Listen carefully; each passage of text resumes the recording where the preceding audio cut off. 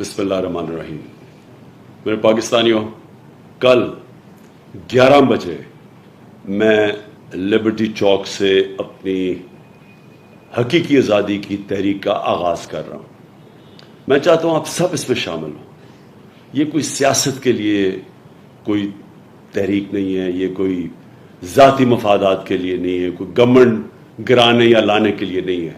ये मुल्क को हकीकी तौर पे आज़ाद करने के लिए। ये जब से पाकिस्तान बना है, जो तहरीक पाकिस्तान थी जिसमें हमने अंग्रेज़ों से आज़ादी ली थी, ये अब उसके बाद हकीकी आज़ादी की तहरीक, उतनी बड़ी तहरीक अब शुरू है। इसका मकसद क्या है?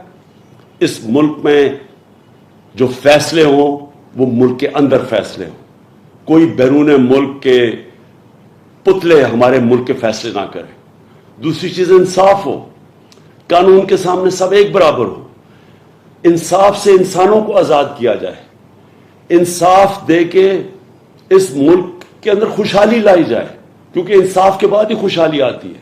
ये छोटा सा तबका जो कब्जा करके बैठा हुआ है, जो हर वक्त चोरी करता है और अपने आप को एनआरओ दे देता है, इनसे आजादी के लिए ये तहरीक है। इंशाअल्लाह हम कल निकलेंगे सुबह 11 बजे और ये तहरीक चलेगी। ये तब तक नहीं रुकेगी जब तक हम इस मुल्क को हकीकी तौर पे आज़ाद नहीं करते, और वो तब होगा जब एक अवाम फैसला करेगी साफ और शफाफ इलेक्शन से कि किसको इस मुल्क की क़यादत करनी चाहिए। ये नहीं कोई बाहर से साजिश हो और अंदर यहां बैठे हुए गद्दार उनके साथ मिलके हुकूमत गिरा के और पुतले ऊपर बैठा दें।